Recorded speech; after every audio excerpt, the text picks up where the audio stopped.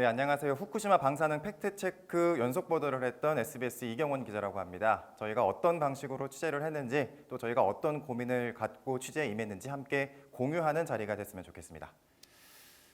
네, 저는 이경원 기자고요. 현재 팩트체크팀 소속입니다.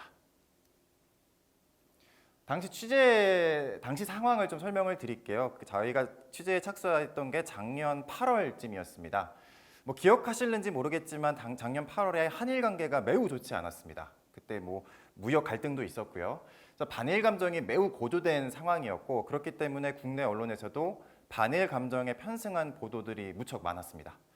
특히 이제 방사능 보도가 대표적이었는데 뭐 지금 도쿄올림픽이 내년으로 미뤄지긴 했지만은 작년만 하더라도 이 도쿄올림픽이 방사능 때문에 매우 위험할 것이다. 그렇기 때문에 열리는 게 꺼림칙하다 이런 반응도 있었고요. 뭐 그거에 대한 팩트 체크 보도도 꽤 많이 나왔었고 또 그 방사능의 몸에 얼마나 해로운가 막 이런 식의 보도 경쟁도 있었습니다. 그래서 저희는 이런 부분에 대해서 팩트 체크를 한번 면밀하게 해보는 게 어떻겠느냐라는 문제 의식에서 출발해서 이번 보도를 하게 된 것입니다.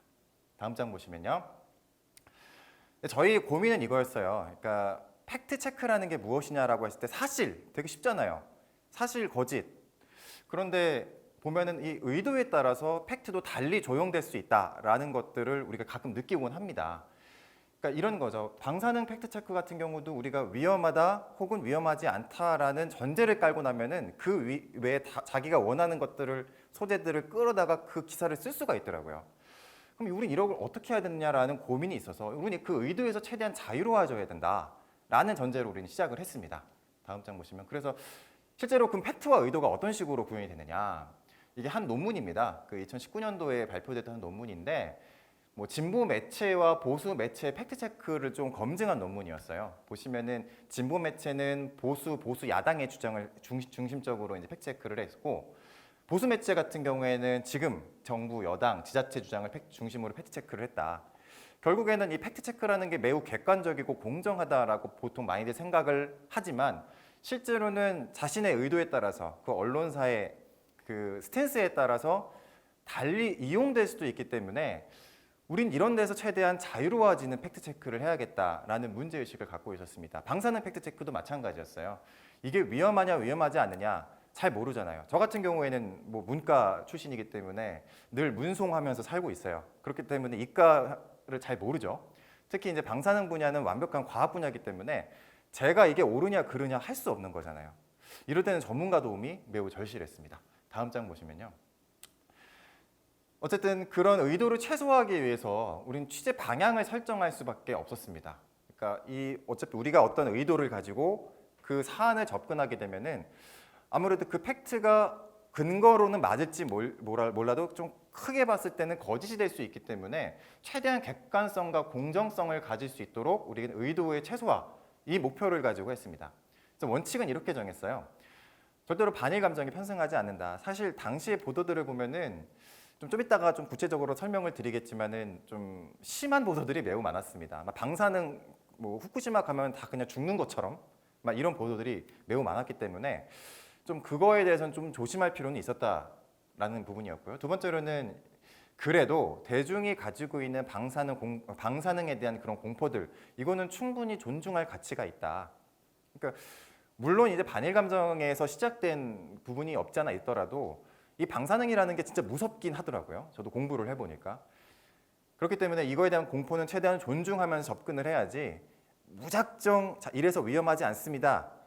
뭐 괜찮습니다. 이렇게 하는 거는 대중의 공포를 되게 폄하하는 거다. 네, 그런 식으로 저희는 좀 접근을 하기로 마음을 먹었습니다.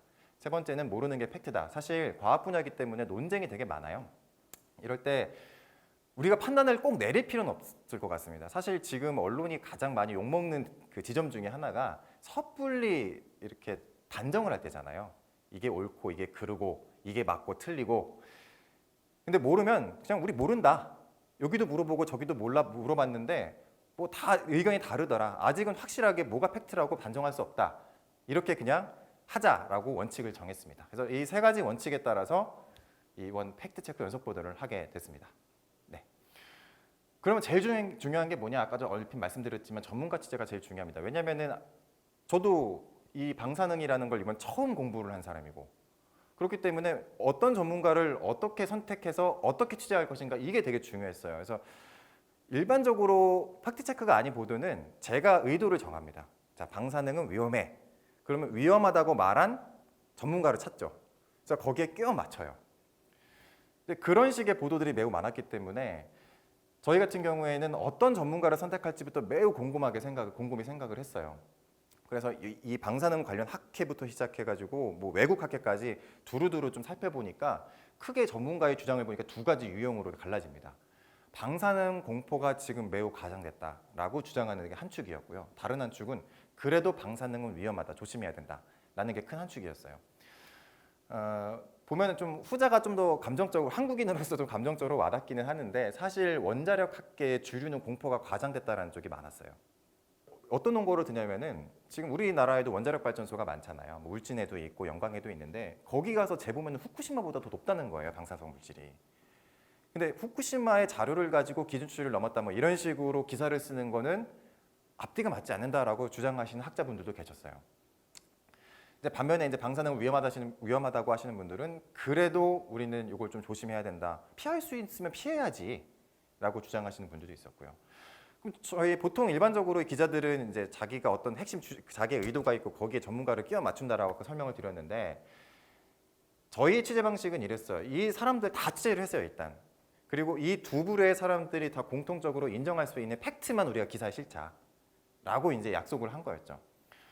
그래서 계속 취재를 하다 보니까 이 두 개의 공통 분모에 가장 접근해 있는 전문가가 한 분 계시더라고요. 이제 한국원자력안전기술원에 계신 조모 박사님이신데 이분이 이 두 가지 큰 두 줄기에서 가장 접합점, 그 교집합에 가장 가까운 학자분이었어요. 그래서 저희는 이분을 자문위원으로 하기로 결정을 했습니다. 직접 저희가 대전에 내려가서 저희 팀이 같이 내려가가지고 직접 자문도 구하고 뭐 이런 식으로 좀 일을 진행을 했어요. 그러니까 우리가 이제 기자는 전문가가 아니잖아요. 그럴 때 기자들은 어떻게 이 전문 영역을 취재할 것인가라는 고민을 할 때 어쨌든 중요한 거는 우리는 사람의 말을 듣는 직업이고 그럼 누구의 말을 어떻게 듣느냐를 가장 크게 고민할 수밖에 없는데 이 팩트체크 분야는 적어도 가능한 모든 전문가의 이야기를 다 들어보고 거기서 교집합에 가장 가까운 전문가를 찾는 이런 여러 가지 방법들이 필요하겠구나. 그래서 제가 이번에 취재를 하면서 느꼈던 중요한 방법론은 바로 이거였습니다. 전문가를 어떻게 찾을 것인가. 다음 장 보시면요. 그럼 구체적인 케이스를 좀 알아보도록 하겠습니다. 이제 의도에 따라서 팩트가 어떻게 달라지느냐라는 게 한 언론에서 이런 보도를 한 적이 있었어요. 그 도쿄의 핫스팟이라고 있습니다. 유독 방사능이 많이 나오는 곳인데 거기에 가서 서 있으면은 엑스레이 100만 번 찍는 것과 같다. 뭐 이런 식의 보도가 나왔어요. 사실 저도 잘 모르다가 이제 공부를 하다 보니까 이게 좀 딱 들어도 말도 안 되는 말입니다. 엑스레이 100만 번 찍으면 사람 형체가 없어집니다. 사실. 다음 장 보시면은 그래서 저희가 어떤 식으로 팩체크를 했냐면 제가 핫스팟에 도쿄에 갔다 왔어요. 갔다 와서 일단 측정기 재는 방법부터 하나하나 조금 교정을 했습니다.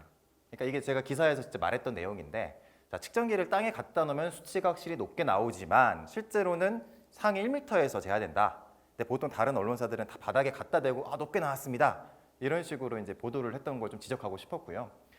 그래서 복부를 기준으로 하기 때문에 1m에서 재야 되고 그거 기준으로 봤더니 엑스레이 28번 찍는 것과 비슷한 것으로 계산이 됐다. 이런 식으로 좀 팩트 체크를 하는 거였습니다. 다만 이게 인체에 어떤 영향을 미치는가, 그러니까 28번 찍으면 몸에 어떻게 영향을 미친다는 거야 라는 이게 물음이 나오실 수 있는데 모르는 게 팩트다. 그러니까 저희는 그랬습니다. 여러 가지 또 연구 결과들이 있었어요. 뭐 각상세맘이라든가 특히 이제 인간의 각상샘이랑 생식기가 가장 방사능에 예민한 부위였거든요. 근데 거기에 영향을 줄 수 있다라는 연구 결과도 있고 아니다, 이게 너무 과했다라는 것도 있어서 그건 저희가 판단을 못해서 그냥 인체에 미치는 영향 아직 확인되지 않았습니다. 라는 식으로 팩트체크를 한 거였습니다. 다음 장 보시면은 또 혹시 기억하실런가 모르겠어요. 이제 가서 자기 기준치를 넘었습니다라는 표현이 기사에서 쓰기 가장 좋잖아요. 그러니까 뭐 후쿠시마를 가든 어딜 가든 근데 이게 시간당 0.2 마이크로시버트가 안전 기준치다라고 아예 전제를 깔고 다들 갔어요. 근데 저희는 이게 과연 이 0.23 마이크로시버트가 어디서 나온 건가 이렇게 좀 취재를 한번 해보니까 다음 장 보시면은 이건 저희가 인터넷용 기사로 쓴 거였는데 안전 여부를 확실히 판단할 수 있는 기준이 아닙니다. 이건 일본 정부가 목표로 삼은 수치이기 때문에 기준치하고는 또 차이가 나는 거예요.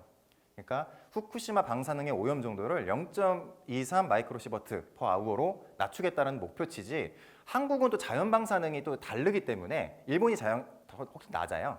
근데 한국의 자연 방사능이 좀 더 높기 때문에 한국의 이 기준치를 따지자면 0.3이 넘습니다. 한국은.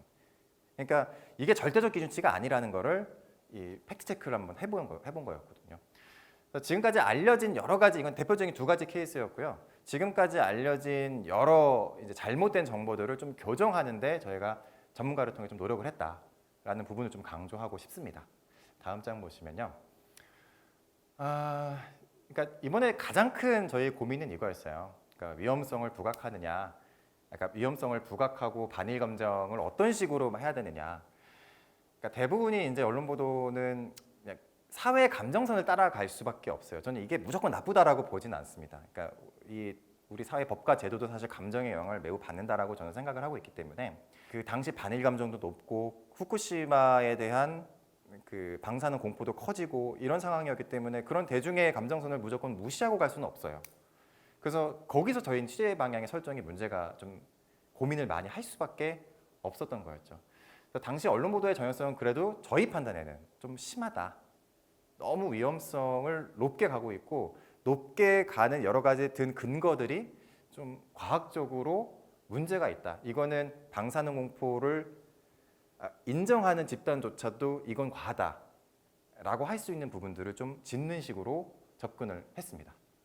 다음 보시면은, 자, 끝으로 제가 이번 취재를 하면서 했던 여러 가지 고민들을 좀 같이 공유하고 싶습니다. 그러니까 좀 일반론적으로 말씀드리면은 이성과 감정의 딜레마였어요. 그러니까 과학적인 오름과 그런 감정적인 공포, 이 두 개를 어떻게 공존시킬 것이냐에 대한 고민. 이게 좀 이번에 팩트체크로서 가장 큰 고민이었습니다. 일반적으로 이제 팩트체킹이라고 하면 되게 분석적이고 면밀해야 되고 데이터 기반해야 되고 그런 고정관념들이 있잖아요. 하지만은 대중이 느끼고 있는 그런 감정선을 무작정 무시할 수는 없다. 팩트체크도 마찬가지로 라는 생각을 좀 들었습니다. 다만 그런 감정들은 사실이 될 수 있느냐라는 질문에 대해서는 저는 약간 조금 회의적이에요. 그러니까 비록 우리가 감정을 존중은 해야 되겠지만 그래도 과학적인 근거가 있고 그 통계들이 있으면은 그걸 최대한 빌어서 잘 설명을 하는 게 우리 몫이 아닌가라는 생각을 좀 했습니다. 근데 또 요즘에 이제 혐오 관련해서 잘못된 정보들이 좀 많이 알려지고 있죠. 특히 이제 이번에 코로나 때는 아시다시피 뭐 중국에 대한 반감이 되게 컸고 또 이태원이 터진 이후에는 일종의 성적 소수자에 대한 반감도 매우 컸고, 이 부분에 대해서 이제 팩트 체크를 좀 진행을 했는데 사실 틀리진 않았어요, 팩트 체크가. 근데 엄청난 공격에 좀 시달린 경험이 있습니다. 그러니까 거기서 좀 여러 가지 또 고민이 되더라고요.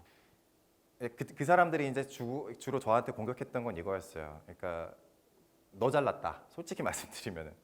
그러니까 옳고 그름, 사실과 거짓이 그렇게 중요하지 않은 이슈들이 있더라고요. 혐오 이슈들이 전형적이었어요, 제가 볼 땐. 성적 소수자라든가 뭐 페미니즘 이슈라든가 이런 것들은 실제로 좀 그렇더라고요. 그래서 그런 혐오에 대해서 매우 민감하게 반응하시는 분들이 있고, 그분들은 사실 이런 레거시 미디어의 그런 도덕적 우월감이나 이런 부분에 대해서 매우 불편해하고 있구나라는 생각을 좀 들었어요. 물론 옳고 그름에 대한 지속적인 교정은 필요하지만 이 부분에 대해서도 좀 저희 레거시 미디어들이 좀 고민할 부분은 분명히 있다고 생각을 합니다. 그래서 저 개인적으로는 이제 팩트 체크도 마찬가지고 훈계 저널리즘을 좀 벗어날 필요가 있다라는 게 제 생각이었어요. 최대한 우리가 기사를 쓸 때 이건 맞고 이건 틀립니다, 여러분은 틀렸습니다 라는 식의 판결을 내려주는 기사보다는 그래 여러분이 왜 그렇게 생각하는지는 알지만 이 부분은 좀 잘못된 것 같아요 라는 식의 좀 공감 저널리즘으로 가는 게 어떤가. 사실 이번에 이제 감정과 이성의 딜레마를 이번 후쿠시마 보도를 통해서 좀 하면서 그 이후에 있던 여러 가지 다른 보도에까지 조금 약간 접합이 되니까 이런 교훈을 좀 스스로 좀 얻게 되는 계기가 아니었나 싶습니다.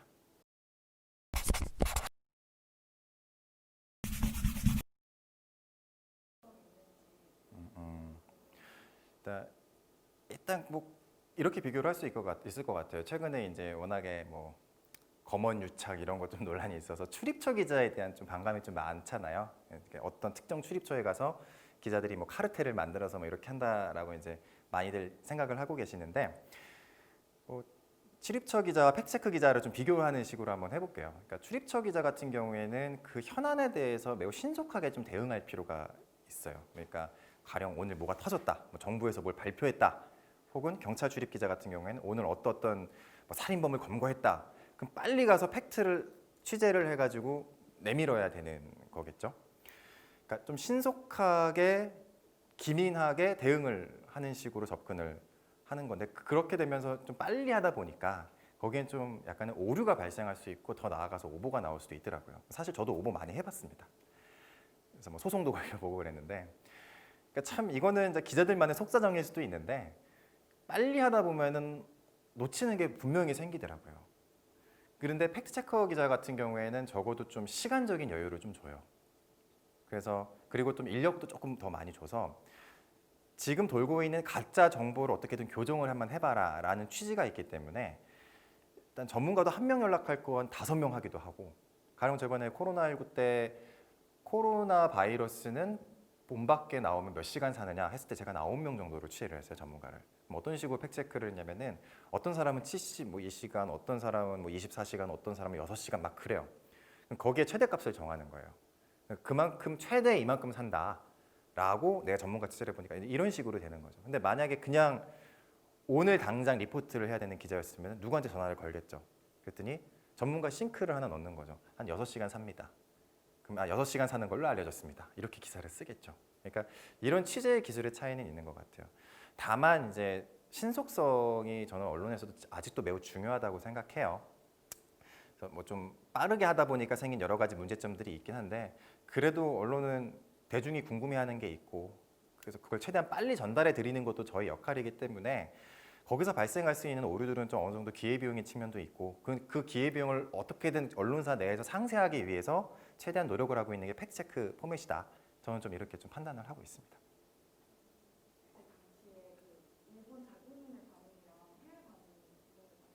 아, 저희 보도요?